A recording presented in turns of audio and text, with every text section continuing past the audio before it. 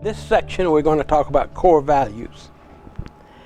Core values. Last section we talked about the mission, vision, and history of WIM. It has been said that if you don't stand for something, you'll fall for anything. If you don't stand for something, you'll fall for anything. You know, each of us need to be committed to a set of clear values, a clear set of values. Because values are important. They influence everything that we do. They guide our actions. They help us decide what to do and what not to do. Every organization has a unique calling and design that is God-given. And it's the design of an organization is reflected in its core values. While doctrinal statements define a belief system, core values reveal the unique heart of an organization. In the core values, we find the DNA of an organization. So as members of WIM, each of us needs to know what WIM stands for, what our core values are, because they define who we are as WIM missionaries. And they act as a filter to help us to determine how we're to do ministry. Core values are the foundation of our vision. In other words, our vision flows out of our core values.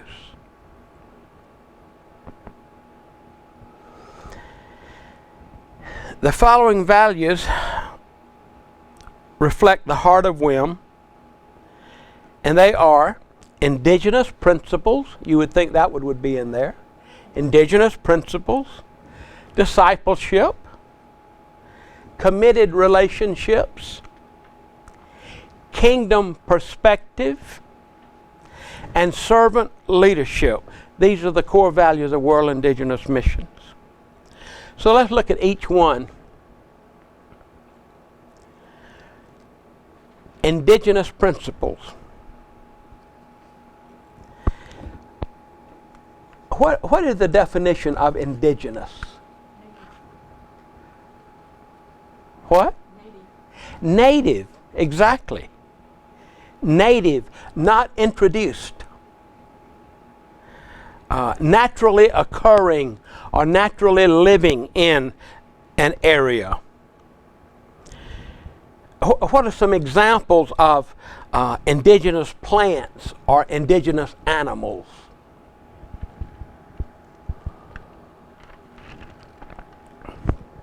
The polar bear? Not the Texas, is it? The armadillo. Yeah. The polar bear would be indigenous to the North Pole. The penguin indigenous to the South Pole. The redwoods and sequoias, Northern California, not Louisiana.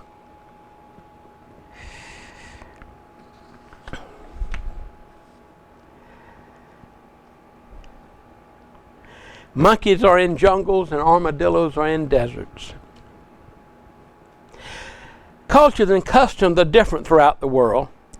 Customs are indigenous to certain cultures. What is customary in one culture would be inappropriate in another culture. I remember in the Huasteca where we worked,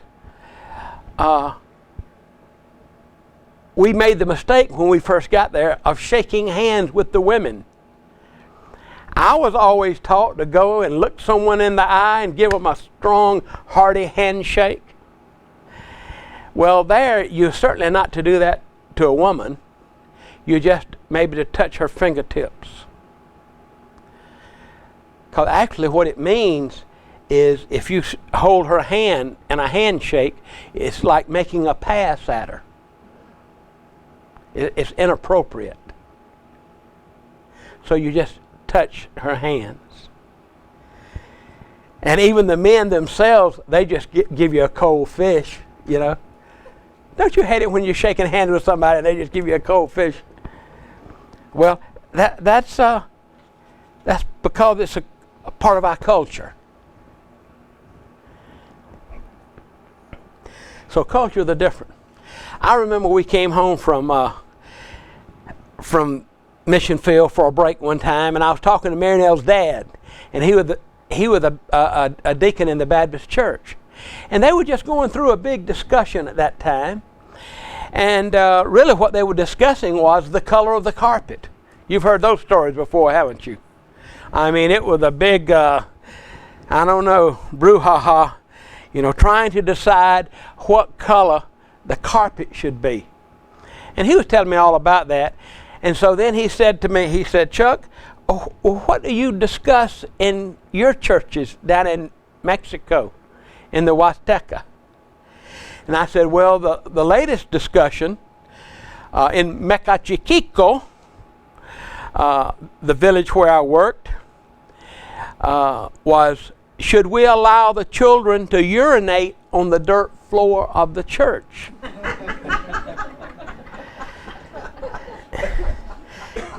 Cultures and customs are different, you know. They weren't concerned about the carpet because they didn't have any carpet.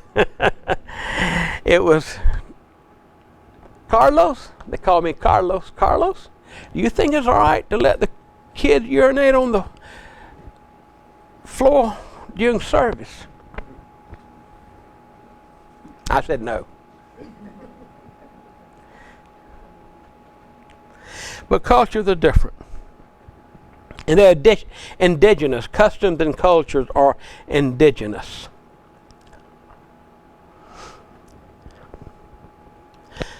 When we establish indigenous churches, there are three factors that we want to look at.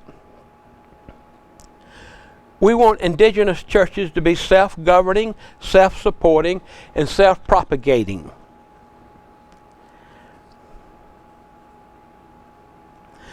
So if we're going to have a self-governing church, what do we have to do? We've got to train leaders. Leaders who will govern the church under the leadership of the Holy Spirit. And as you begin to train the leaders, the missionary is no longer the one that makes all the decisions. You know, you discuss it with them and help them come to a decision. And if they mature spiritually, they'll come to a point to where they won't ask you anymore. They'll be making their own decision. In the very beginning, they don't know what to do. And you end up making most of the decisions. But as they mature, you know, finally, you know, you're just out of the loop. And that's a good thing. Paul, writing to Titus in Crete in Titus 1:5, he said, for this reason I left you in Crete, that you should set in order the things that are lacking, and appoint elders in every city as I commanded you.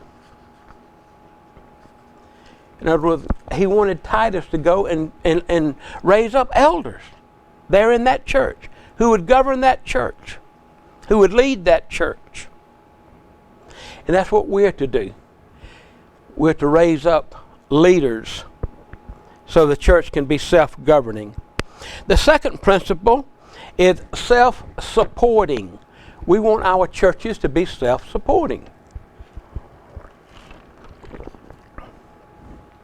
We want the people within the church to be able to meet the financial needs of the church, to be able to provide for the pastor, to provide for the poor in that area.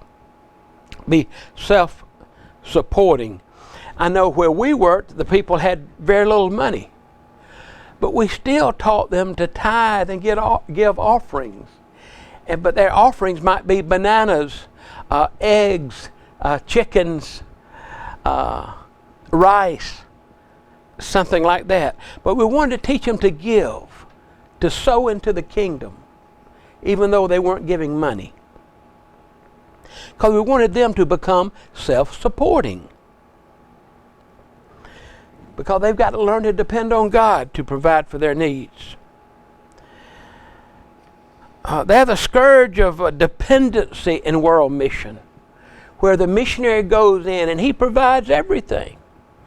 Maybe it's a huge organization with lots of money.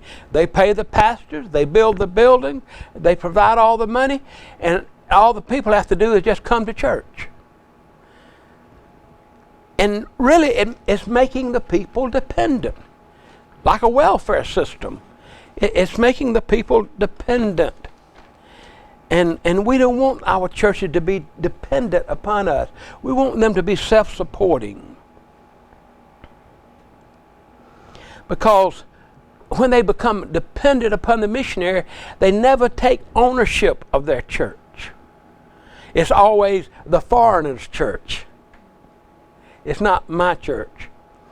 I remember being in India one time, and this pastor took me to his building, his church building, and it was a beautiful building that had been built, and he proudly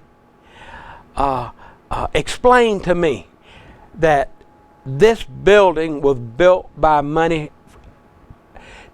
from our congregation. No foreign funds were used. It was his church, his building, and he was so proud of that. See, dependency weakens the church. In fact, they can become resentful. You didn't pay me as much as you paid him. You didn't give me as much as you gave me. Didn't give him as much as you gave me, and so forth.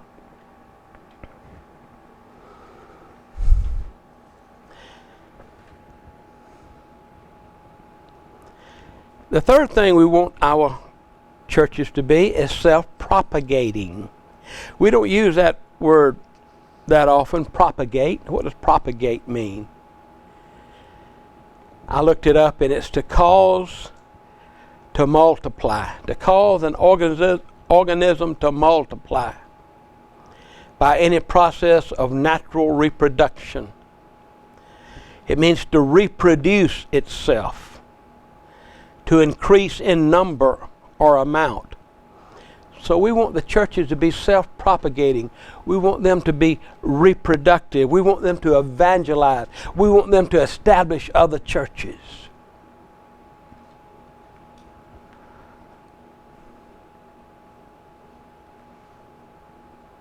What I have witnessed is churches that are not indigenous, if they are depending on the missionary or the organization to provide all the funds, if they are expecting the missionary to call all the shots and make all the decisions, I found churches like that don't really multiply.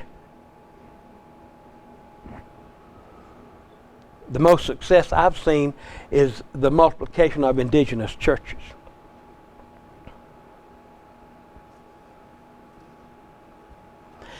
Marinelle and I both were very much involved in church planting.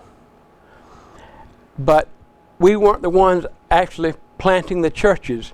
It was the brothers that we were working with that were planting the churches, you know. We poured into them, and they planted the church. And that was, it was a good feeling. So indigenous churches are meant to be evangelistic, to spread, to be involved in starting other churches. Because churches like this produce after their own kind.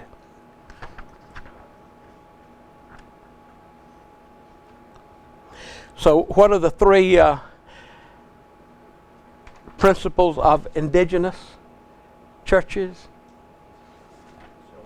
Self-governing, self-supporting, and self-propagating.